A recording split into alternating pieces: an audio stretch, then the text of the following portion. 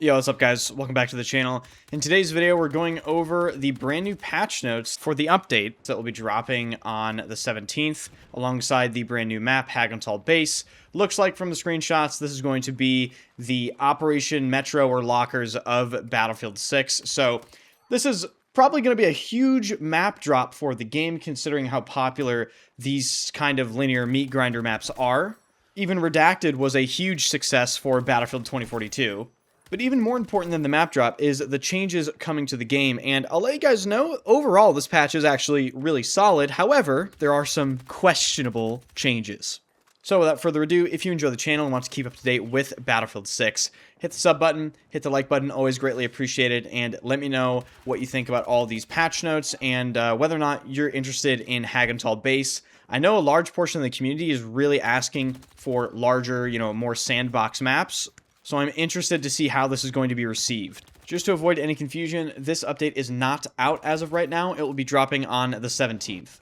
Before we get into the patch notes themselves, I just want to remind people what's coming with the second part of Season 2. So we have the new map, we have a new point of interest with RedSec, we have 2 new dirt bikes being added, as well as 2 new weapons, the CZ3A1 submachine gun and the VZ61, which will be the first full auto sidearm in the game. Alongside all this, a free trial for Battlefield 6 will start as soon as this update drops on the 17th, and it will go all the way to the 24th. Starting to look at the patch notes, this is going to be a really good update if what they say actually happens in-game. Starting off with the highlights for the player section of the patch notes. The first one is they allowed players to change stance earlier during drag and revive and improved animation responsiveness, on top of a whole slew of individual animation improvements, bug fixes, and changes.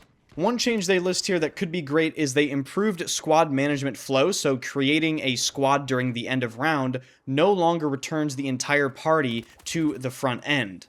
They also resolved an issue where scope glint wouldn't appear sometimes at long range if you were aiming at an enemy player.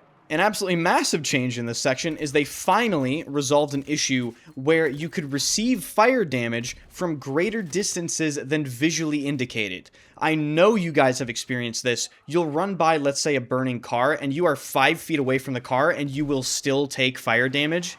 Apparently, after this update, that should no longer be an irritation.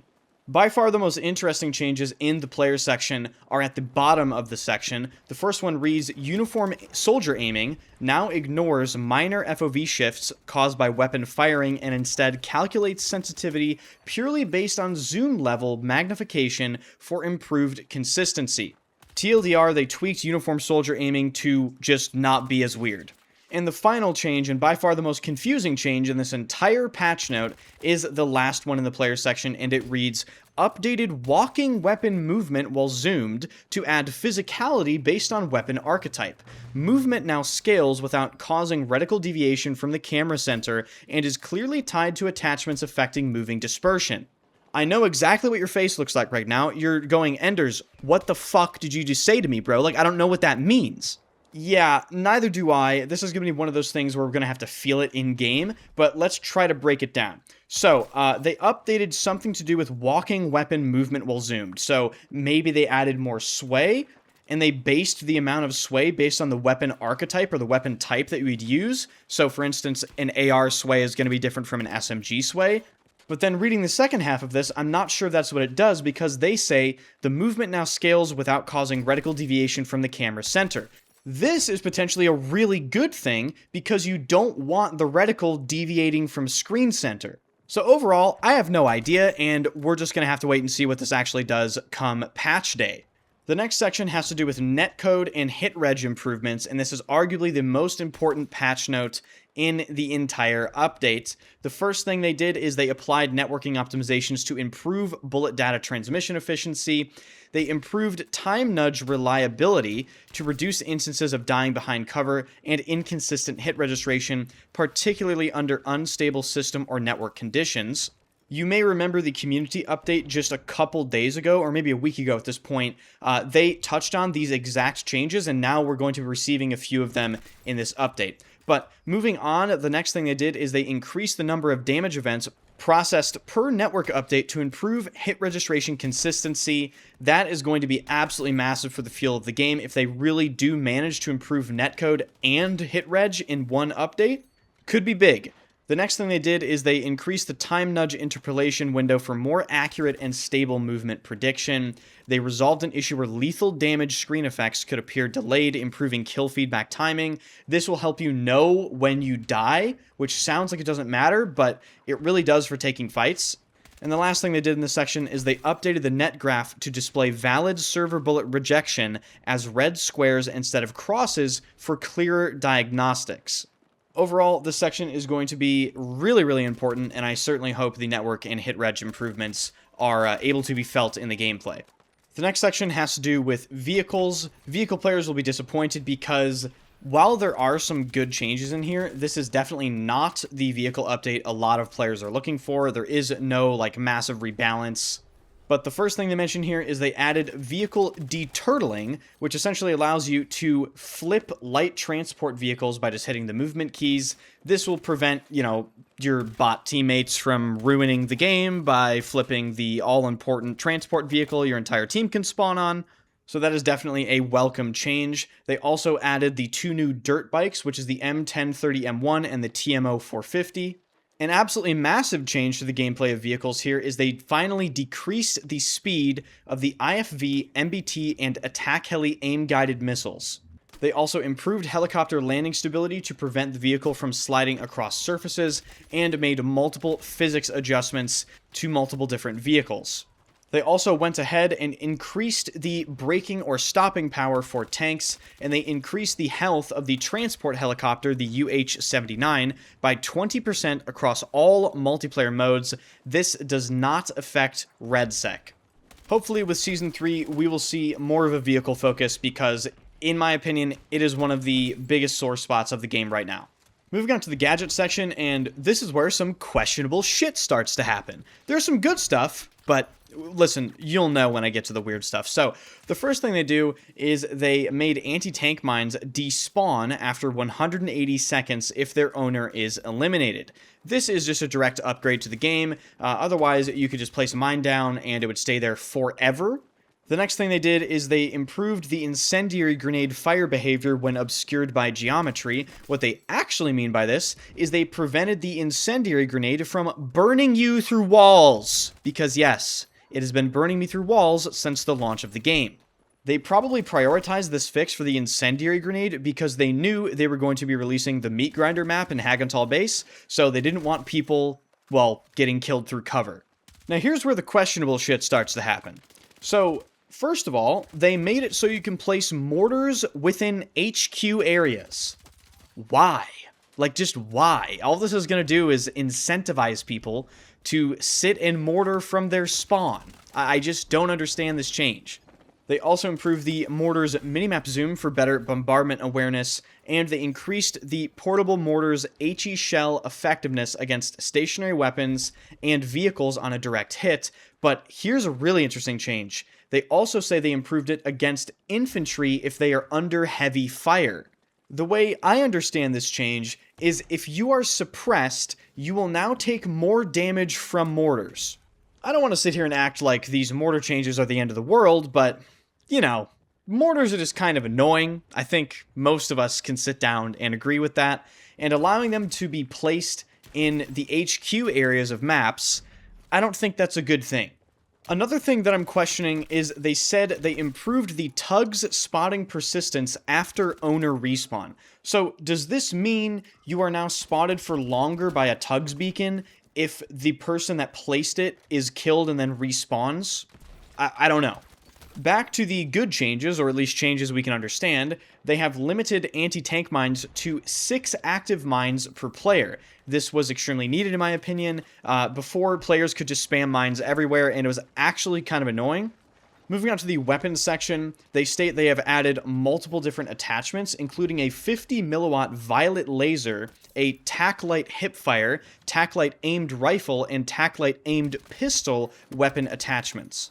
Next, this is by far one of the biggest changes and fixes in this entire update. They resolved yet another spread bug that was within the gunplay. Guys, we have been playing with bugged gunplay literally since the beta of the game. How many different spread bugs are they going to find in this game? But the fix reads, resolved an issue where dispersion, or spread, was too high when re-entering ADS shortly after previously leaving ADS. Oh, you know, not a big deal, just the gunplay being bugged due to you aiming down sights in a first-person shooter. Hopefully this spread bug fix represents the final time we will ever have to worry about the gunplay of Battlefield 6 being bugged in any way. Moving on to the maps and modes section, not gonna lie, a lot of this is just completely miscellaneous. Again, if you want to take a look at it, it will be linked in the description. The only thing I want to see listed in the maps and modes section is the fact that they made the Manhattan Bridge rooftops out of bounds. I still don't know why we haven't received this change. I suppose technically it would change the gameplay of the map a lot, but in my opinion, it's one of the most obvious maps and modes changes or fixes that you could possibly make. Moving on to the progression section, this is where we have some pretty important changes. They added 5 15% career XP boost and 4 Battle Pass XP boosts as career rank rewards. There's also a developer comment stating that these were live in our previous patch. They also moved the camo unlock mastery ranks from 20, 30, and 40, and they reduced them to 5, 15, and 30. One of the biggest things in the progression section is the fact that they reduced the amount of XP required to rank a sidearm up by an average of 60%, and they added a new XP curve with a reduced XP requirement that makes it about twice as fast in the early ranks and 15% faster in total.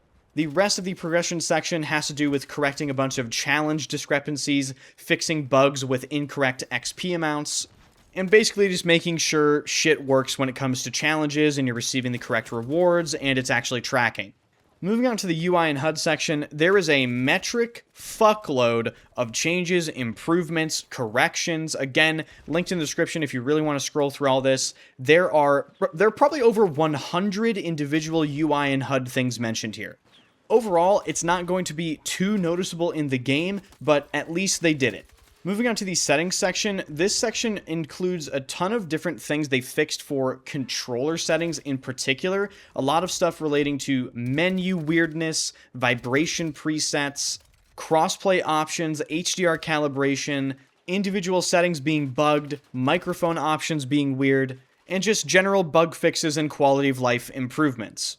The next section is the audio section, and there is a shit ton of really important changes here. Off the top of my head, this is the 3rd or 4th time they have addressed audio in this way, so let's hope the 3rd or 4th time is the charm when it comes to actually being able to hear footsteps and vehicles. They have added a new stereo width setting in the audio menu for supported configurations, allowing further spatial customization, adjusted off-screen boost on enemies to only apply at slightly shorter range and not when moving away from the player. They corrected the Japanese voiceover talent naming in the credits because apparently they misspelled his name. They implemented a new footstep mix strategy to improve clarity for close to mid-range enemies in busy combat scenarios. They improved distance separation from close to mid-range in content, making it slightly louder when close and obstructed, but reduced when far away and obstructed, especially when indoors. They have improved distinction between indoor and outdoor footsteps at further ranges, increased close to mid-range loudness for enemy ground vehicles with additional close-range boosts, increased priority on various footstep assets to reduce chances of performance-based culling on these assets, reduced the max range for audibility of players on different floors and buildings, reduced persistent dominance of distant jets in the mix to improve overall audio clarity during high-traffic air scenarios. This was particularly irritating on Mirak Valley in Operation Firestorm, where jets completely dominated the soundscape.